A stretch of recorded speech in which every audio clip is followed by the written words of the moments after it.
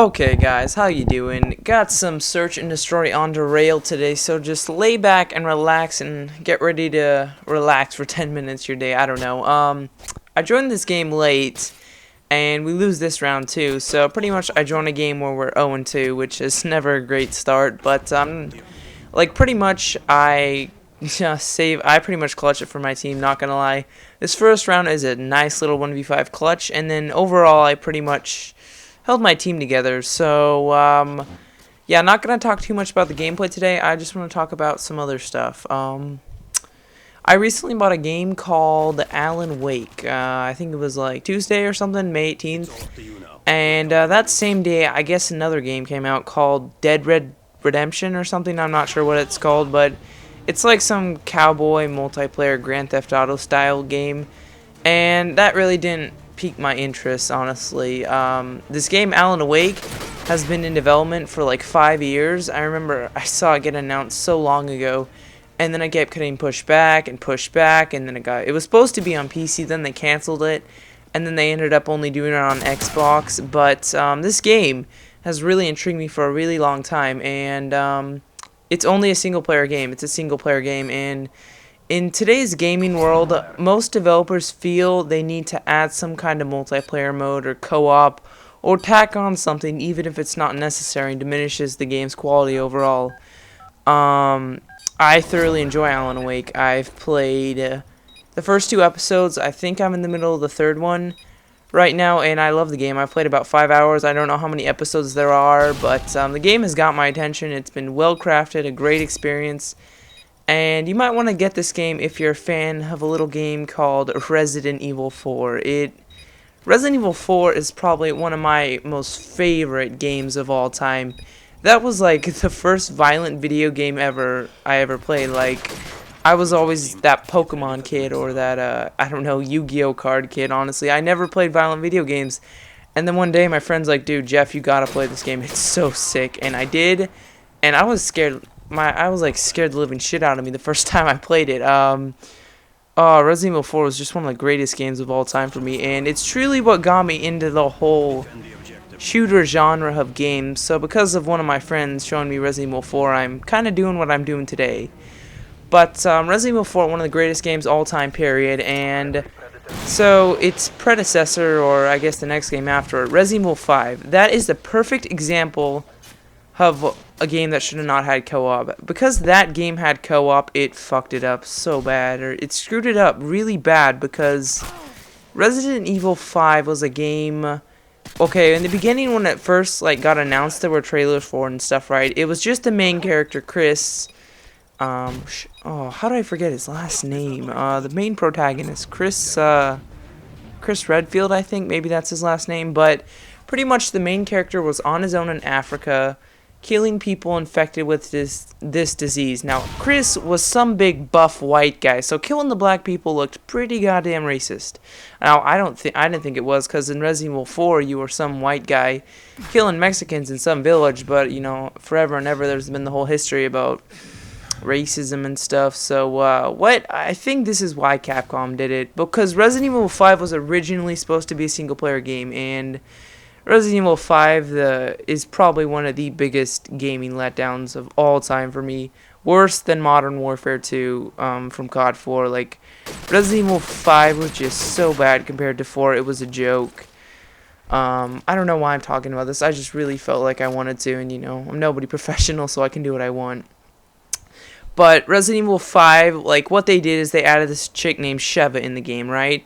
And she was your pretty much partner in Africa, and she's so annoying. I mean, the whole idea of Resident Evil 4 is like you didn't have that much ammo all the time, and like your health didn't regenerate. There was no partner to come over, stab you, and regenerate your health, which pretty much is what Sheva did. Whenever you got hurt or injured or were dying, she'd run over there, run past all the enemies, stab you with a like little needle injection, and then you'd be better. And that's not a horror game to me. I mean, most of the game does take place during the day, if I remember correctly, and that doesn't matter, but like, they made Resident Evil 5 so bad because they felt they had to add in co-op, which all in all took away value from the game. It didn't make it as scary, because, you know, Resident Evil had a pretty good franchise going, And Resident Evil 5 was just a huge disappointment to me. Yeah, guys, I don't know why I felt like talking about that. It just, all in all, games don't need co-op as much as you think they do. I mean, Alan Wake is a single player experience. It is a great time. It's got gameplay really similar to Resident Evil 4 and nothing like Resident Evil 5, because in Resident Evil 5 you got a partner following you everywhere and it's kind of easy mode. But Resident Evil 4 was actually pretty goddamn hard, because occasionally you had this annoying ass chick that would just go blah blah blah, save me. She was like some damsel in distress, like the president's daughter or something. I think her name was Ashley, and there would be parts of the game where you had to try and protect her from like the Ganados. Like the Ganados were like the zombies of the Resident Evil 4. They were like these possessed villagers that had these huge like plagueis octopus things pop out of their head when you headshotted them. It was pretty crazy dirty, but yeah, the Ganados would try and attack Ashley and kill her, and you had a defender, which was really fun. And there's no co-op where a second person could play as Ashley. It was just straight up you had to clutch it by yourself and protect her.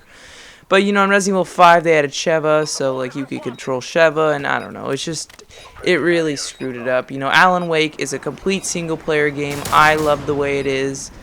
And its gameplay is fun. It's simple. It's honestly, it's got a great story going for it. There are a few cheesy parts, like, okay, that's PS right there, how I died.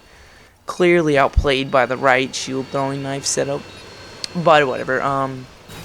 Yeah, guys, the Dead Red Redemption or whatever you call it, that game, I don't know, that game doesn't look too interesting to me. I mean, sure, it might be if I played it, but you just need to remember sometimes, you know, the best games are just good old single-player games. I mean, multiplayer is really hard to perfect. I mean, Modern Warfare 2 didn't do it. Probably the closest thing to a perfect multiplayer is the Halo 3. I don't even play Halo 3. This is just my, like, this is my personal opinion. Halo is kind of, Halo to me. I'm not a Halo fan. I know Halo takes way more skill than Call of Duty in gunfights. Like Halo, yeah, more skill in gunfights, but in Call of Duty, it's about knowing the maps, flanking around them. Because if you can do that, then you can do good with any setup.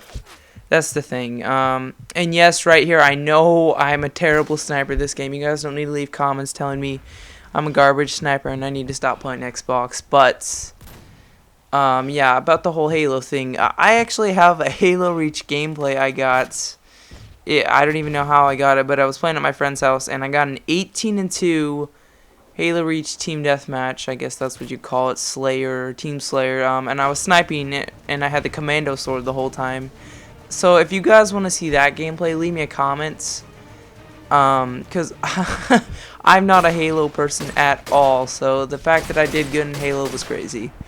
But yeah, guys, pretty much I just wanted to make this to say Resident Evil 5 was a perfect example of when a game doesn't need co-op. Resident Evil 4 was perfect. Resident Evil 5 sucked because they added in unnecessary features. And if you want to play all in all a good single player experience that you will enjoy, get Alan Wake. It is a great game. I love it.